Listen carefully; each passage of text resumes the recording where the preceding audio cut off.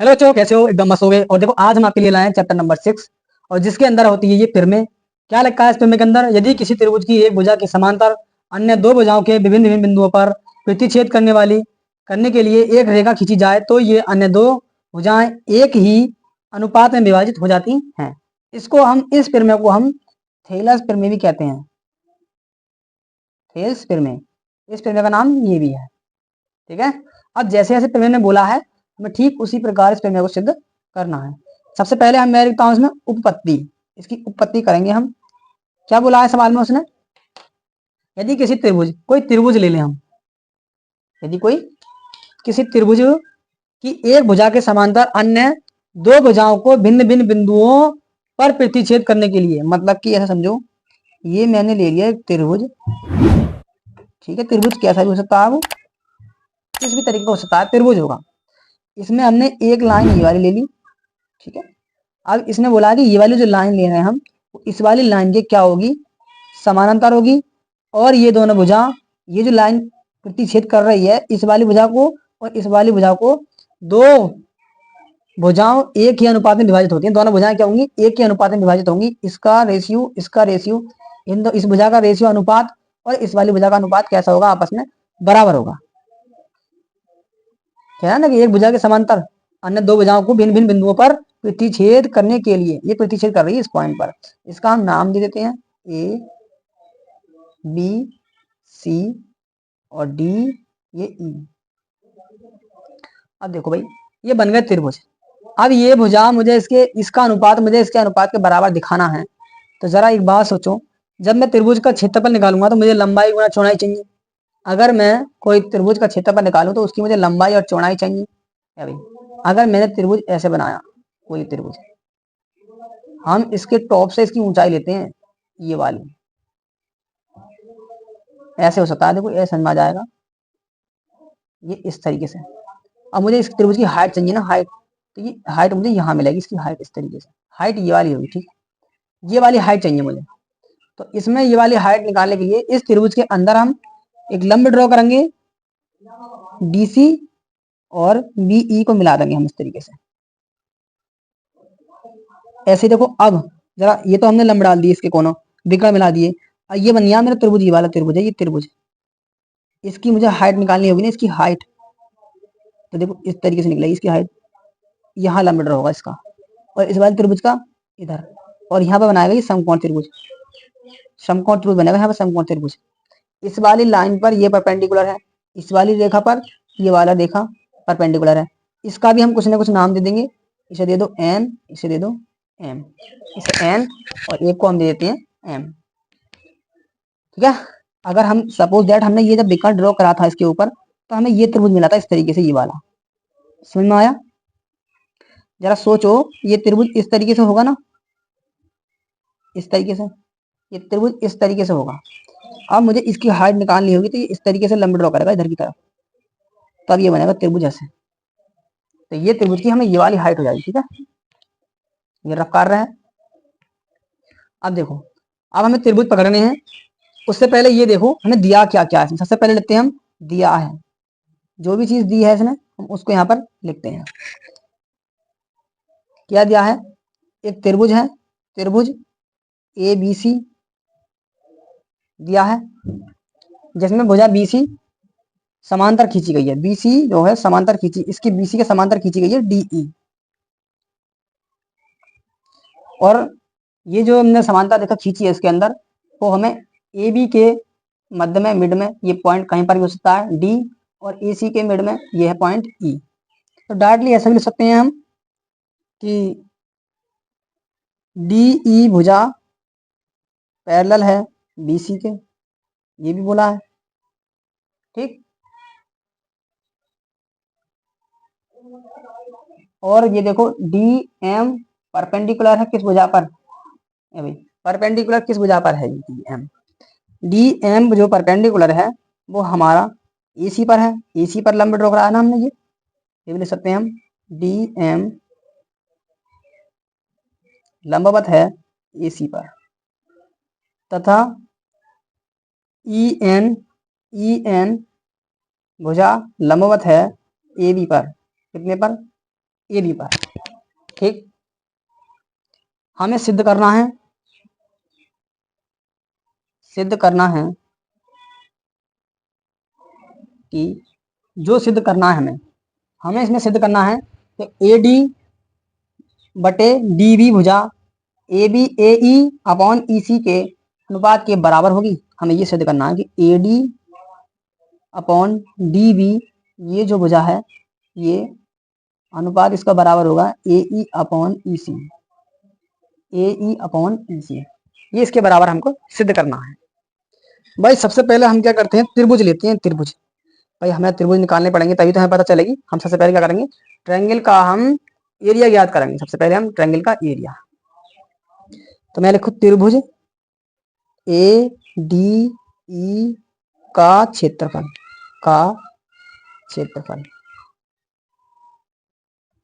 हम क्या कर रहे हैं, इस त्रिभुज का क्षेत्रफल ले रहे हैं, इस वाले त्रिभुज का क्षेत्रफल ए डी ई, ये जो त्रिभुज है इसका क्षेत्रफल लेंगे हम, इसका क्षेत्रफल क्या होता है त्रिभुज क्षेत्रफल, 1/2 आधार गुणा ऊंचाई, यही होता है ना, 1/2 आधार गुणा ऊंचाई। हम कह सकते हैं base into height, base into height मैंने अभी हिंदी में लिखा है, आधार गुणा ऊंचाई।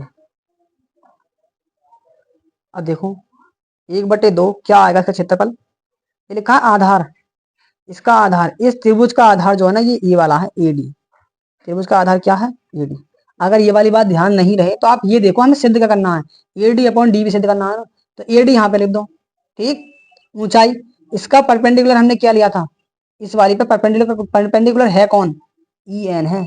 ए बी भुजा पर ई एन या एन ई जो क्या है लंबवत है, तो ई एन इसकी हाइट होगी, ई एन, समझे। ये हो गया पहले वाले त्रिभुज का क्षेत्रफल। अब त्रिभुज का क्षेत्रफल निकालोगे, ए डी ई का तो क्षेत्रफल हमारे पास हो गया, इसे हम ऐसे लिख सकते हैं area of triangle A D E, area of triangle A D E बराबर हमारा ज्ञात हो गया 1/2 ए डी गुणा ई एन। अब इसी प्रकार हम निकालेंगे, देखो बी डी ई या ई डी बी, इसका क्षेत्रफल निकालेंगे। जरा ध्यान से देखना, इस त्रिभुज का क्षेत्रफल की, इस त्रिभुज है, इस त्रिभुज की जो हाइट है ना वो ये वाली हाइट है, इस त्रिभुज की हाइट ये वाली है, इस वाले त्रिभुज की हाइट ई एन, समझे। या फिर अगर ये ध्यान से देख पा रहे हैं तो आप इधर देखो, ये डी एम परपेंडिकुलर होगा। अगर मैं ऐसे ले लूं ए ई डी, तो इस पर परपेंडिकुलर डी एम होगा। ठीक है, यहाँ पे ले सकते हैं हम एरिया, इधर समझो, तथा area of triangle A D E, area of triangle D, गलत लिख दिया मैंने, इसका तो निकाल लिया, area of triangle B D E, B D E, मैं ये वाला त्रिभुज ले लिया मैंने। इसका क्या सूत्र लिखेंगे हम, 1/2, 1/2।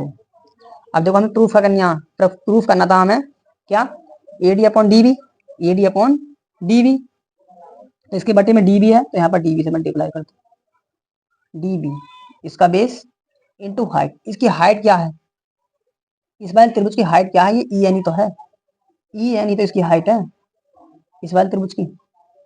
ठीक, अब देखो एरिया ऑफ, देखो ई एन जो है, देखो यहाँ पर भी ई एन है, यहाँ पर भी ई एन है, इसको देखते हैं अब हम। अब एक एरिया और ज्ञात कर लेते हैं, चलो हम area of triangle D E C, ये देखो डी ई सी, इस वाले त्रिभुज को पकड़ोगे ना, इस वाले त्रिभुज को पकड़ोगे, ये डी ई सी वाला त्रिभुज लोगे ना ट्रायंगल, तो इसकी हाइट ये डी एम है, इसकी हाइट डी एम हो जाएगी। तो देखो 1/2, इसका बेस क्या होगा ई सी, ई सी गुणा हाइट क्या है इसकी डी एम, डी एम। देखो इसकी, इसका बेस ई सी और हाइट ये वाली, इस त्रिभुज की हाइट ये वाली है। ठीक है, डी एम ये लिखा है मैंने, 1/2 ई सी इंटू डी एम। अब क्या करेंगे हम, देखो इनको समीकरण नंबर 1 समीकरण नंबर 2 दे देते हैं,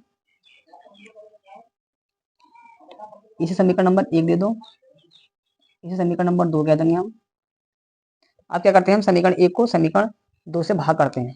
क्या करते हैं, समीकरण 1 को समीकरण 2 से भाग, देखो समीकरण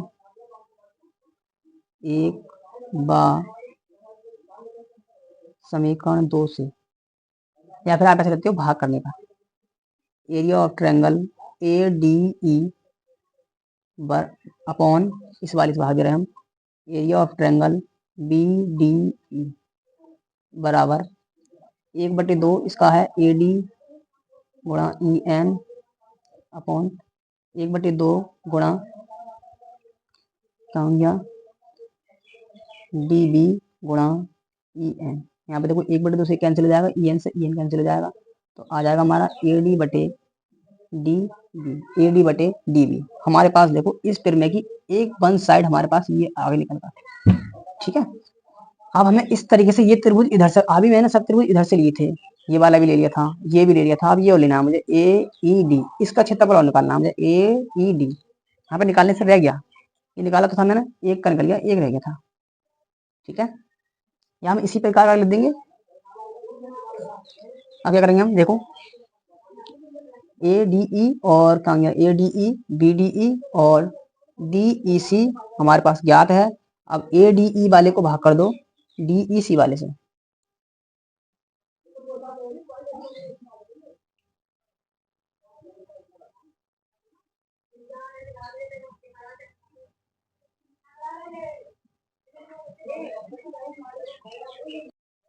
देखो क्या करते हैं अब हम इसका एरिया निकालेंगे। देखो area of triangle A E D क्या होगा 1/2 इंटू ए ई इसका बेस, देखो ये है ये triangle A E D A इसका बेस अपॉन इस त्रिभुज की हाइट डी एम, ठीक है, height into base into height, तो ए ई इंटू डी एम, इसे समीकरण नंबर 4 कह देंगे हम, समीकरण नंबर 4। तो ये समीकरण नंबर 3 और 4, इस 4 को हम 3 से भाग करेंगे, ठीक है। समीकरण 3 व समीकरण 4 से क्या कर रहे हैं हम, समीकरण देखो हम इसमें देख लेते हैं प्रूफ में, ए ई ऊपर है तो इसको भाग दिया जाएगा पहले। Area of triangle A E D बराबर अपॉन बराबर चिन्ह मत लगाओ, अब 3 वाली समीकरण ये है area of triangle D E C बराबर ये है 1/2 इंटू ए ई गुणा डी एम अपॉन ये वाला 1/2 गुणा ई सी गुणा डी एम, ठीक है। अब देखो इसमें डी एम से डी एम कैंसिल हो जाएगा, 1/2 से 1/2 कैंसिल हो जाएगा, और ये आएगा ए ई अपॉन ई सी, ए ई अपॉन ई सी। अब ये देखो ये इस समीकरण नाम स्पेशल दे दो, एक नाम ए, इसको स्पेशल नाम दे देंगे हम बी, ये समीकरण ए और समीकरण बी। ये हमने त्रिभुज का क्षेत्रफल निकाले थे, ठीक। अब इसके आगे क्या करना है ना, क्या होता है कि देखो दो समांतर भुजाओं के बीच जितने त्रिभुज बने होते हैं इनके क्षेत्रफल आपस में बराबर होते हैं। ये समांतर भुजा इसके है, इसके बीच में जितने भी त्रिभुज बने होंगे उनके सबके क्षेत्रफल क्या होंगे, आपस में बराबर होते हैं, ठीक है। इनके क्षेत्रफल क्या होते हैं, बराबर होती हैं, ये लिखना है। देखो यहाँ पर लिखता हूं मैं कि दो समांतर रेखाओं के बीच बने त्रिभुज का क्षेत्रफल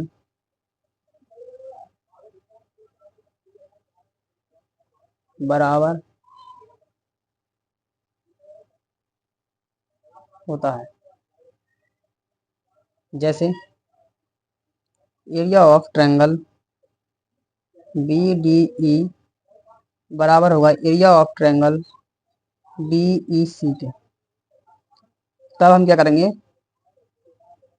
समीकरण ए बा समीकरण बी से इन दोनों को आपस में बराबर कर देंगे हम, तो हमें मिल जाएगा A D upon D B और बराबर A E upon E C, A D upon D B बराबर ए ई अपॉन ई सी। हमें यही प्रूफ करना था, ठीक है। अगर इस प्रमेय का हम उल्टा सिद्ध करेंगे तो वो भी सत्य है, ठीक है। D B upon A D बराबर ई सी अपॉन ए करते हैं हम, फिर भी वो देखो सत्य ही साबित होगा। आज की प्रमेय बस इतनी ही थी, अगले नेक्स्ट वीडियो में दिखाता हूँ तो मैं दूसरी प्रमेय सिद्ध करके, ठीक है। 3 प्रमेय है जो मैं आपके लिए इसमें चैनल पर या अगली वीडियो में कराऊंगा। और ये हाई स्कूल की हैं, ठीक है। चैप्टर नंबर 6 त्रिभुज वाले चैप्टर की हैं। मिलते हैं नेक्स्ट वीडियो के साथ। वीडियो देखने के लिए थैंक यू, धन्यवाद। और लगे रहो अपनी पढ़ाई पर। अब बोर्ड के एग्जाम भी आपके बहुत ही ज्यादा नजदीक हैं।